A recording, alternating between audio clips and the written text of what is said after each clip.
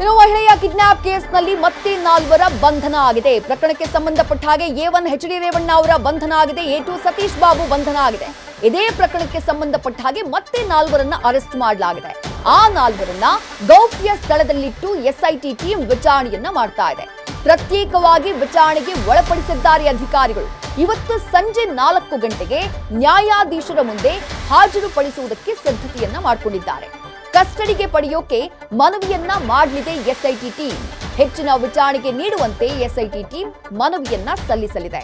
ಪ್ರಕರಣಕ್ಕೆ ಸಂಬಂಧಪಟ್ಟ ಹಾಗೆ 4ರನ್ನ ಅರೆಸ್ಟ್ ಮಾಡಲಾಗಿರೋದು. ಆ ಒಂದು ಕೇಸ್ನಲ್ಲಿ ಏನು ಸಂತ್ರಸ್ತ ಮಹಿಳೆಯ ಮಗ ಒಂದು ದೂರನ್ನ ಕೊಟ್ಟಿದ್ದಾರೆ. ಆ ದೂರಲ್ಲಿ ನನ್ನ ಎದುರುಗಡೆನೆ ಸಂತ್ರಸ್ತ ಮಹಿಳೆಯನ್ನ ಸತೀಶ್ ಬಾಬಣ್ಣರವರು ತನ್ನ ಸ್ಕೂಟರ್ನಲ್ಲಿ ಕರ್ಕೊಂಡು ಹೋದ್ರು. ಏನ್ ದೂರದಾರ ಸಂತ್ರಸ್ತ ಮಹಿಳೆಯ ಮಗ ಹೇಳಿರ್ತಕ್ಕಂಥದ್ದು 29ನೇ ತಾರೀಕಿನಲ್ಲಿ ಕರ್ಕೊಂಡು ಹೋಗಿದ್ರು. ಚುನಾವಣೆ ಐತೆ ಮತ್ತೆ ಕರ್ಕೊಂಡು ಬಂದು ಬಿಟ್ರು. ನಂತರದಲ್ಲಿ ಮತ್ತೆ ರೇವಣ್ ಸಾಹೇಬ್ ಹೇಳಿದ್ರು ಅಂತ ಕರ್ಕೊಂಡು ಹೋದ್ರು ಸ್ಕೂಟರ್ನಲ್ಲಿ ಅಂತ ಹೇಳಿರೋದು. ಕರ್ಕೊಂಡು ಹೋದ್ರು ನನ್ನ ಎದುರುಗಡೆ ಅಂತ ಹೇಳಿದ್ರೆ ಕಿಡ್ನಾಪ್ ಹೇಗಾಗುತ್ತೆ? ಕಿಡ್ನಾಪ್ ಹೇಗಾಗುತ್ತೆ? ಬಲವಂತವಾಗಿ ಏನಾದ್ರೂ ಹೇಳ್ಕೊಂಡು ಹೋಗಿರ್ಬೇಕಲ್ಲ. ಈ ದೂರದಾರರಿಗೆ ಕರ್ಕೊಂಡು ಹೋದ್ರೆ ಕಿಡ್ನಾಪ್ ಆಗಕ್ಕೆ ಬರೋದಿಲ್ಲ ಅಂತಕ್ಕಂಥದ್ದು ನನ್ನ ಮೊದಲನೇ ವಾದ.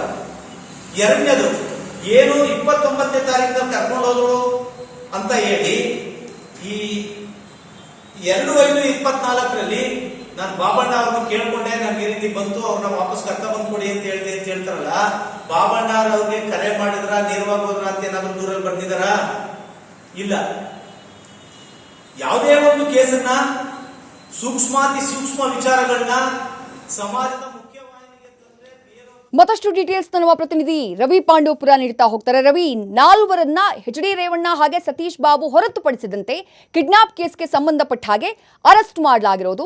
ಅವರ ಪಾತ್ರದ ಬಗ್ಗೆ ಏನ್ ಮಾಹಿತಿ ಲಭ್ಯವಾಗ್ತಾ ಇದೆ? ಜೊತೆಗೆ SITಯ ವಿಚಾರಣೆ ಯಾವ ರೀತಿಯಾಗಿ ಸಾಗ್ತಾ ಇದೆ? ಕೋರ್ಟ್ಗೆ ಹಾಜರುಪಡಿಸಿದಂತಹ ನಂತರದಲ್ಲಿ ಏನಾಗಬಹುದು ಅಂತ ಹೇಳಿ. ವಿದೇಶಿ ಪ್ರಮುಖವಾಗಿ ಮೈಸೂರು ಜಿಲ್ಲೆ KR ನಗರ ಪೊಲೀಸ್ ಠಾಣೆಯಲ್ಲಿ ದಾಖಲಾಗಿರುವಂತಹ ಕೇಸ್ ನಂಬರ್ 149/2024 ಪ್ರಕರಣದಲ್ಲಿ A1 ಆರೋಪಿಯಾಗಿ ಈಗಾಗಲೇ ಮಾಜಿ ಸಚಿವ HD ರೇವಣ್ಣ ಹಾಗೂ A2 ಆರೋಪಿಯಾಗಿ ಸತೀಶ್ ಬಾಬಣ್ಣ ಅವರನ್ನ ಬಂಧನಕ್ಕೆ ಒಳಪಡಿಸಲಾಗಿದೆ. ಈ ಪ್ರಕರಣಕ್ಕೆ ಸಂಬಂಧಪಟ್ಟಂತೆ ಸದ್ಯ ಸಂತ್ರಸ್ತ ಮಹಿಳೆಯನ್ನ ಅಪಹರಿಸಲು ಸಹಕರಿಸಿದ್ರು ಅನ್ನೋ ಕಾರಣಕ್ಕಾಗಿ ಸದ್ಯ ಮತ್ತೆ 4ರನ್ನ ಬಂಧಿಸಲಾಗಿದೆ. SIT ಪೊಲೀಸರು ನಿನ್ನೆ ಸಂಜೆ ಯುವ ಜನತಾ ದಳದ ಮಾಜಿ ಅಧ್ಯಕ್ಷ HK ಸುಜಯ್, ಕಪ್ಪಡಿ ಗ್ರಾಮದ ಮಧು, ಹೆಬ್ಬಾಳು ಗ್ರಾಮ ಪಂಚಾಯತಿಯ ಸದಸ್ಯ ಮನು ಹಾಗೂ ವಕೀಲರಾದ ತಿಮ್ಮಪ್ಪ ಅವರನ್ನ ಬಂಧಿಸಿದ್ದಾರೆ. ವಕೀಲ ತಿಮ್ಮಪ್ಪ ಅವರು KR ನಗರ ಪೊಲೀಸ್ ಠಾಣಾ ವ್ಯಾಪ್ತಿಯಲ್ಲಿ ಸುದ್ದಿಗೋಷ್ಠಿಯನ್ನ ನಡೆಸಿದ್ರು.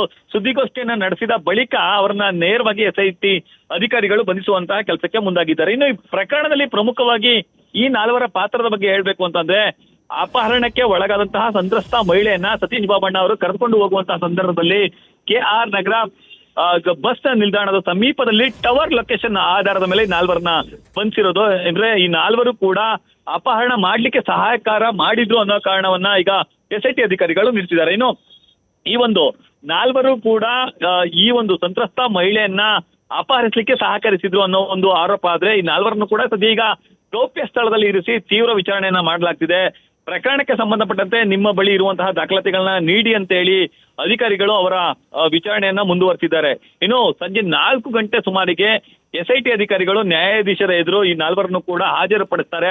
ಹಾಜರುಪಡಿಸಿ ತಮ್ಮ ವಶಕ್ಕೆ ಅವ್ರನ್ನ ಪಡೆದುಕೊಳ್ಳಿಕ್ಕೆ ನ್ಯಾಯಾಧೀಶರ ಬಳಿ ಮನವಿಯನ್ನು ಕೂಡ ಮಾಡ್ಕೊಳ್ಬಹುದು. ಕಾರಣ ಸಾಕಷ್ಟು ಮಾಹಿತಿಗಳನ್ನ ಕಲೆ ಹಾಕ್ಬೇಕಾಗಿದೆ.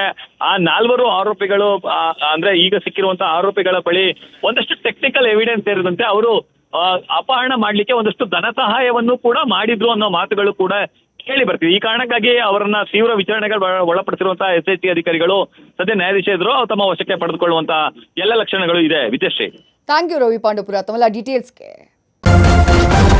ನ್ಯೂಸ್ ಫಸ್ಟ್ ನಿರ್ಭೀತಿಯಿಂದ ನಿಮ್ಮ ಪರವಾಗಿ.